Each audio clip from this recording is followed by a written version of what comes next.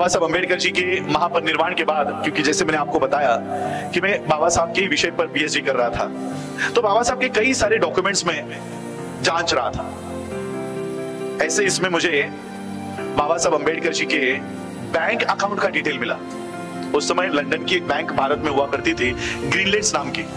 इस ग्रीनलैंड्स नाम के बैंक में बाबा साहब अम्बेडकर जी का खाता था।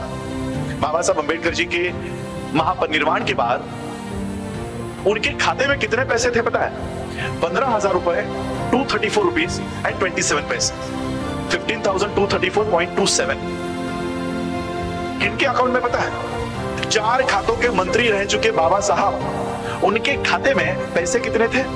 15,000 रुपए। ऊपर के 200-250 रुपए छोड़ देता हूं, 15,000 रुपए। तो बाबा साहब के पूरे जीवन भर की कमाई क्या थी? 15,000 रुपए। आज कोई अगर सरपंच भी बन जाता है, तब भी एक ही टेन्योर में वो इतनी जमीनें, इतने प्रोजेक्ट्स, इतने उपक्रम ले लेता है अपने ही घर में कि 7 पीढ़ियों तक उसको कमाने की जरूरत ना पड़े।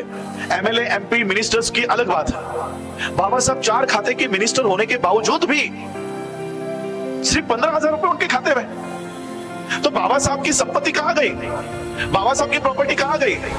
आज मैं बाबा साहब की प्रॉपर्टी आप लोगों के सामने रखता हूं कि बाबा साहब की प्रॉपर्टी कहां है। ये मंच पर बैठे हुए जो लोग देख रहे हो आप, इन लोगों में, आप लोगों में कुछ लोग आईएएस होंगे, कुछ आईपीएस होंगे, कुछ डॉक्टर होंगे, कुछ इंजीनियर होंगे, कुछ प्रोफेसर होंगे, कुछ लॉयर होंगे, कुछ एडवोकेट होंगे, कोई 10वीं पास हुआ होगा, कोई 12वीं पास होगा। ये है बाबा साहब की असली कमाई, ये कमाया है बाबा साहब अम्बेडकर जी ने। और इसलिए मुझे बाबा साहब की प्रॉपर्टी से हिस्सा नहीं चाहिए। मुझे ये जो प्रॉपर्टी बाबा साहब ने कमाई है, मुझे इस प्रॉपर्टी से अपना हिस्सा चाहिए। अगर समय दे सकते हो तो मुझे समय दीजिए।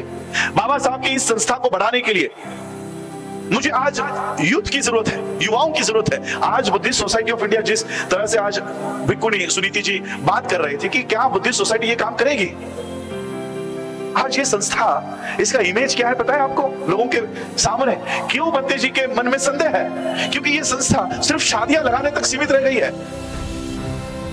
भारतीय बौद्ध महासभा ये नाम बोलते ही क्या सामने आता है? शादी लगाने वाली संस्था, नामकरण करने वाली संस्था, गृह प्रवेश करवाने वाली संस्था। क्या इसलिए बाबा साहब ने ये संस्था खोली थी? क्या इसलिए बाबा साहब ने हमें अंतरराष्ट्रीय बौद्ध देशों से जोड़ रखा है कि आप यहां पर शादियां लगाओ? मुझे ये संस्था बाबा साहब के विजन पर, बाबा साहब के एम्स एंड ऑब्जेक्टिव्स पर, बाबा साहब के उद्देश्य पर चलाने वाले लोगों की जरूरत है। क्या आप लोगों में से बाबा साहब के उद्देश्यों को पूरा करने के लिए क्या 4 राजरत्न तैयार नहीं हो सकते, जो अपेक्षा बाबा साहब ने उस राजरत्न से तैयार की थी? इसी व्हाट्सएप नंबर पे कार्यकर्ता पदाधिकारी बनने के लिए भी ऑप्शन है। जो इस संस्था को बढ़ाना चाहता है, आगे लाना चाहता है, वो लोग इस संस्था में आओ। हम लोग यहां पर लड़ रहे हैं, मैं अध्यक्ष का तू अध्यक्ष, इसको डिवाइड करके रखा हुआ है। चंद्रबोधी पाटिल है या भीमराव अंबेडकर है या राजरत्न अंबेडकर है? कौन है इस संस्था का अध्यक्ष? और इसलिए आज मैं इस सारे फ्रैक्शंस को खत्म करके मैं आप लोगों को कहना चाहता हूं कि founder doctor B R Ambedkar, इस बैनर के नीचे खड़े हो जाओ। और जिस माध्यम से बाबा साहब ने हमें वर्ल्ड से जोड़ रखा है, विश्व से जोड़ रखा है, मैं आज वहां पर जाने की कोशिश कर रहा हूं, वहां पर संघर्ष कर रहा हूं। वहां पर भी यहां से लोग भेजे जा रहे हैं, वहां पर उपाध्यक्ष बना रहे हैं। वर्ल्ड फेलोशिप ऑफ बुद्धिस्ट 1950 में बाबा साहब गए थे, 1954 में बाबा साहब गए थे। और भारत में बुद्धिस्ट मूवमेंट कैसी रिवाइव करनी है, ये पूरा मेमोरेंडम बाबा साहब वहां देकर आए हैं।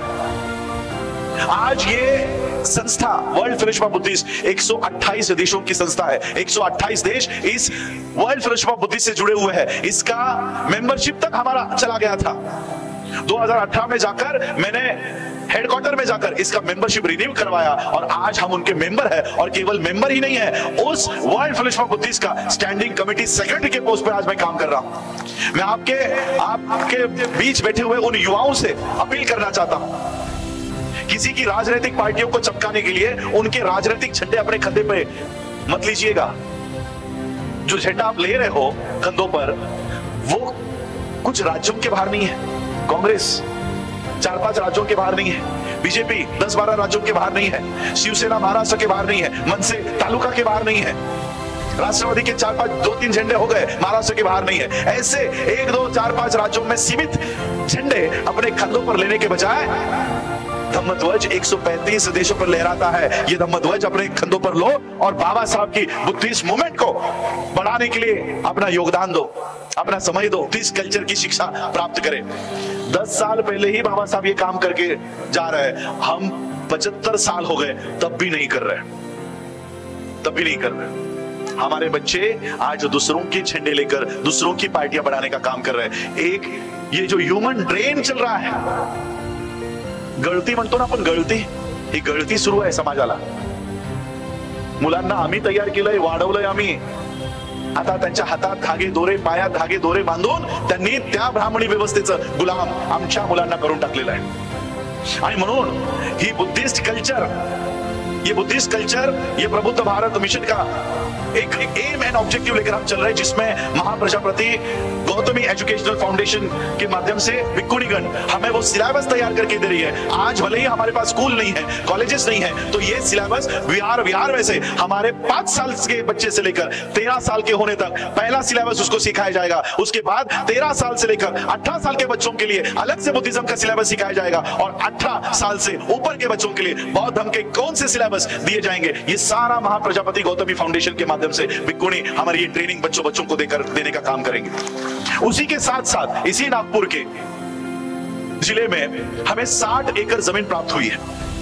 60 एकड़ जमीन ग्राम पंचायत ने वो दी है, और उस पर हम वर्ल्ड बुद्धिस्ट यूनिवर्सिटी का हम लोग वो कॉन्सेप्ट लेकर चल रहे हैं। आने वाले समय में पता है यूनिवर्सिटी बनाने का खर्चा कितना है? यूजीसी एआईसीटीई का ऑफिशियल डिपॉजिट, फिक्स डिपॉजिट दिखाना है 10 करोड़। जब उस जमीन पर हम गए, राहुल जी से हमने वो सारा कॉस्टिंग निकाला, 17 बिल्डिंग्स का वो यूनिवर्सिटी कैंपस होगा, उसका खर्चा कितना है पता है? 700 करोड़। 700 करोड़ का बजट मिला। इन्फ्लेशन रेट और बढ़ता गया तो वो और बढ़ता जाएगा। हमारे लोगों ने जब सुना तो उन्होंने कहा सर ये पॉसिबल नहीं है, हमारी यूनिवर्सिटी कभी नहीं बन सकती। क्यों नहीं बन सकती? 700 करोड़ कैसे आएंगे हमारे पास? क्यों नहीं आएंगे? उसी समय ये लॉकडाउन के बाद से हम जब बाहर निकलना शुरू हुए, तब मैं ये सारे दौरे कर रहा था। और उस लॉकडाउन में आपको याद होगा कि मार्च महीने के एंडिंग में पूरे देश भर में, पूरे वर्ल्ड में लॉकडाउन लग गया था, और उसी 14-15 दिन के गैप में बाबा साहब अम्बेडकर जी की जयंती आ रही थी। क्या उस साल की जयंती हम मना पाए थे? 2020 की जयंती मनाए थे? साधारण पद्धति से एक फूल, एक मोमबत्ती लगाकर हमने बाबा साहब की जयंती बनाई। उसी समय मेरी पीएचडी का अभ्यासक्रम मैं पूरा कर रहा था, और फाइनेंस में मेरी पीएचडी का विषय होने की वजह से मैं इकोनॉमिक टाइम्स डेली पढ़ रहा था ऑनलाइन। 16 अप्रैल का एडिशन जब मैं पढ़ रहा था, ऑनलाइन एडिशन, तीसरे चौथे पन्ने पर मुझे जयंती की खबर पढ़ने मिली इकोनॉमिक टाइम्स में। इकोनॉमिक टाइम्स को सोशल न्यूज छापने की कोई जरूरत नहीं थी, लेकिन फिर भी उसने बाबा साहब की जयंती की खबर छापी। मैंने सोचा अरे बाबा साहब की खबर इकोनॉमिक टाइम्स में है, इसको पढ़ना चाहिए। इसलिए जब मैंने उसको क्लिक किया तो बहुत सारी खबर मेरे आंखों के सामने आई। ब्राह्मणों का पेपर है इकोनॉमिक टाइम्स, वो ब्राह्मण दुखी होकर लिख रहा था, कोरोना की वजह से बाबा साहब की जयंती नहीं हुई। अरे इसको क्यों दुख हो रहा है? जरा पढ़े पूरा। उसका दुख अंदर था कि बाबा साहब की जयंती न होने की वजह से भारतीय अर्थव्यवस्था को, मैं तो अभी ये भारतीय अर्थव्यवस्था बोलता भी नहीं हूं, ये ब्राह्मणी अर्थव्यवस्था है, उसका कहना था कि बाबा साहब की जयंती न होने की वजह से ब्राह्मणी अर्थव्यवस्था को 2100 करोड़ रुपए का लॉस हो गया। अब जयंती अपने आंखों के सामने लाओ, पिछले साल की, ये साल पिछले साल की, डीजे, पटाखे, मिठाई, नए कपड़े, गाड़ी, पेंटिंग्स, और पता नहीं क्या क्या खर्चा हम करते हैं, सोना लेते हैं, पता नहीं और क्या क्या करते हैं। आधा खर्चा तो दारू पे जाता है ना? इतना सारा जब आप खर्चा करते हो तो इंडियन इकोनॉमी को आप पैसे देते हो। अब ये कार्यक्रम जो हमने किया है, ये लाइट लाई है, ये स्टेज लगाया है, ये चेयर्स लाई है, तो इंडियन इकोनॉमी को आपने पैसा दिया ना, भारतीय अर्थव्यवस्था को पैसे दिए, तब जाकर ये कार्यक्रम हो पाया। तो बाबा साहब के जयंती पर हम भारतीय अर्थव्यवस्था को कितने रुपए दे रहे हैं? 2100 करोड़। कितने दिन का खर्चा है? 1 दिन का। अब मेरा सवाल आपसे यह है कि जो समाज एक दिन में बाबा साहब अंबेडकर जी के जयंती पर उनको अभिवादन करने के लिए 2100 करोड़ रुपए खर्च कर सकता है, क्या वो अपनी यूनिवर्सिटी खुद के पैसों से खड़ी नहीं कर सकता?